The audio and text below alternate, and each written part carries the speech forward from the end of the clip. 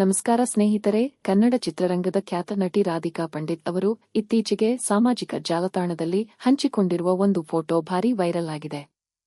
ಈ ಚಿತ್ರದಲ್ಲಿ ರಾಧಿಕಾ ಪಂಡಿತ್ ಅವರು 10 ತಲೆಗಳ ರಾವಣನ ಪ್ರತಿಮೆಯ ಮುಂದೆ ನಿಂತು ಪೋಸ್ ನೀಡಿರುವುದು ಅಭಿಮಾನಿಗಳ ಗಮನ ಸೆಳೆದಿದೆ. ಇದೇ ವೇಳೆ ಬಹುನಿರೀಕ್ಷಿತ ರಾಮಾಯಣ ಚಿತ್ರದ ಟ್ರೈಲರ್ ಬಿಡುಗಡೆಯಾಗಿ ದೇಶಾದ್ಯಂತ ಭಾರೀ ಚರ್ಚೆಗೆ ಗ್ರಾಸವಾಗಿದೆ.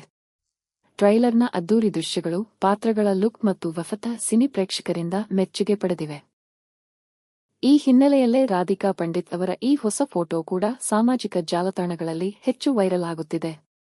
ಅಭಿಮಾನಿಗಳು ಈ ಫೋಟೋಗೆ ವಿವಿಧ ರೀತಿಯ ಕಾಮೆಂಟ್ಗಳನ್ನು ಮಾಡುತ್ತಿದ್ದು, ಕೆಲವರು ರಾಮಾಯಣ ಚಿತ್ರದ ಟ್ರೆಂಡ್ಗೆ ಇದನ್ನು ಹೋಲಿಕೆ ಮಾಡುತ್ತಿದ್ದಾರೆ.